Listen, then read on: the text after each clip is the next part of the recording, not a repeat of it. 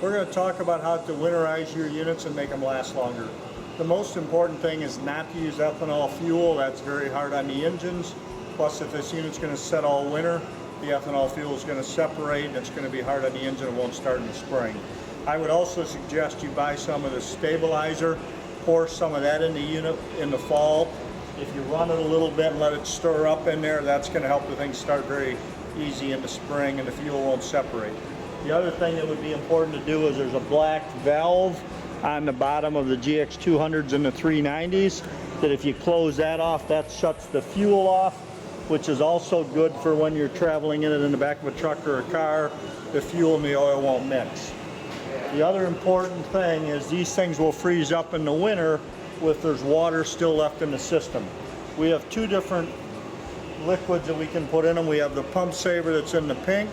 We also have a new bottle we came out with called Pump Saver that has an automatic shut-off switch right in the end. You take this unit, take the top off, you screw it in where your hose assembly goes, where your garden hose goes in, screw it right in there. Okay. Yeah, there we go. Took me a little bit. Screw that in, tighten it up. There's a valve right here you turn.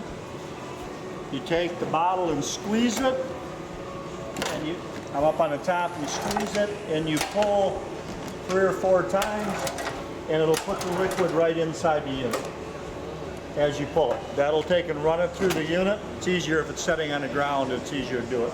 That will take and put this fluid into the pump head and into the hose. And I would pull it about 4 or 5 times, use about 1/3 of the bottle. There's a different unit, a bottle we have also, that has an automatic shut-off inside, so it does exactly the same thing, but you don't need to turn the valve. If you take and put the Pump Saver in the winter, it also keeps it lubricated where it's real dry and hot in the summer. It'll make that pump last a lot longer and keep it from freezing up.